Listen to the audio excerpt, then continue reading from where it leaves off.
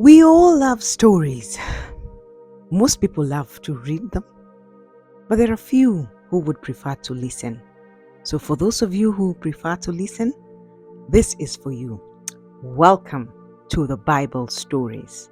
My name is Liz Kanye, and I'll be your host. Thank you for joining us today. The Bible Stories, the home where you hear Bible stories told in an African way. I am glad that you could join us. Have you subscribed? Have you been sharing these stories?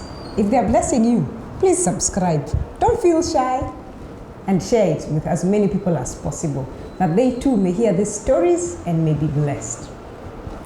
So I have told you many stories about Joshua, and today I want to continue with a story about Joshua. I have told you many good stories. Today I'm going to tell you one that is a bit sad. Not very sad, but yeah. Anywho, so we talked about how Joshua conquered Jericho. We spoke about Ai and how they conquered Ai eventually.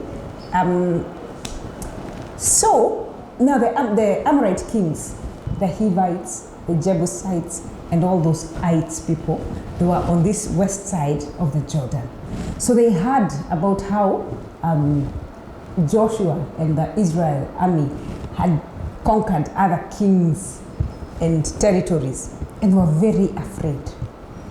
Now, the funny thing is that these people actually knew that God had promised this land of Canaan to the people of Israel. But they were very afraid. They were very, very afraid. So, there was a group of people. They were also among the ites, but they were called the Gibeonites. These ones, they decided that they were not going to fight.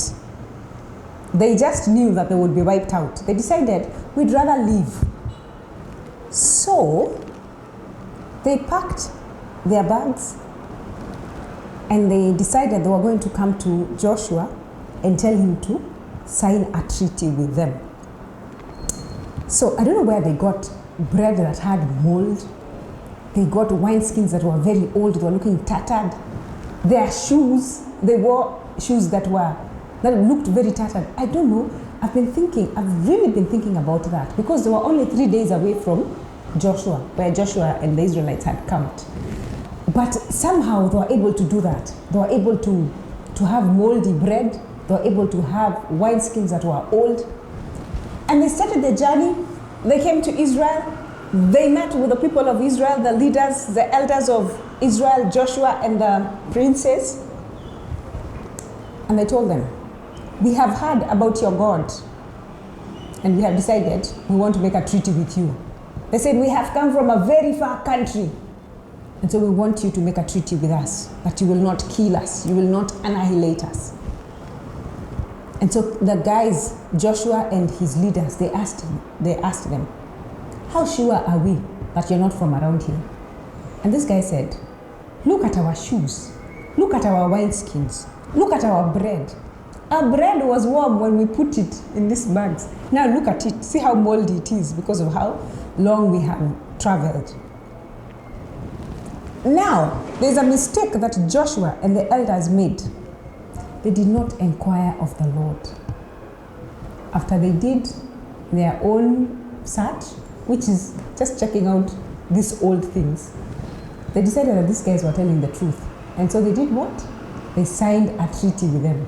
This treaty was signed by them eating a meal together and promising them that they would not kill them, they would not annihilate them.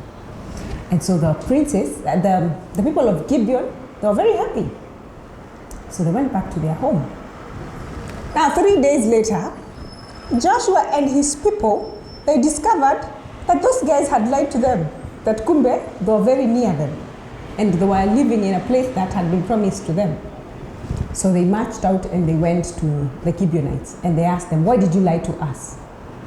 The Gibeonites said that we heard how you have destroyed other kings. You had destroyed Sihon, you had destroyed Og, and we were very afraid of you. And so we decided that it is best for us to make a treaty with you, because we have heard that this land was promised by Yahweh to Moses. So we know that this land is going to be yours. So that is why we decided to lie to you so that you don't kill us, so that at least we survive.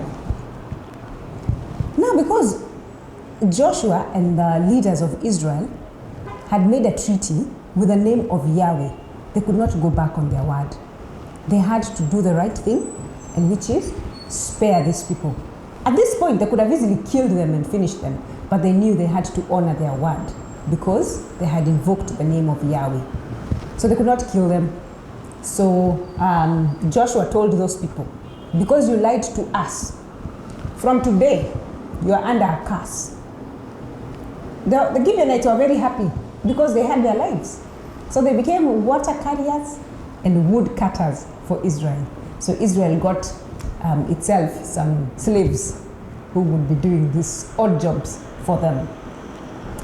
And that is how Gibeon was saved. And Gibeon was saved in a very interesting way. I will tell you the story of how the other kings west of the Jordan heard about this and they came against Gibeon. They wanted to finish them. But the Gibeonites, now that they knew they had a service that they were offering to Israel, they sent for help and Joshua came and helped them. I will tell you that in the next episode. So until next time, the Lord bless you and continue enjoying.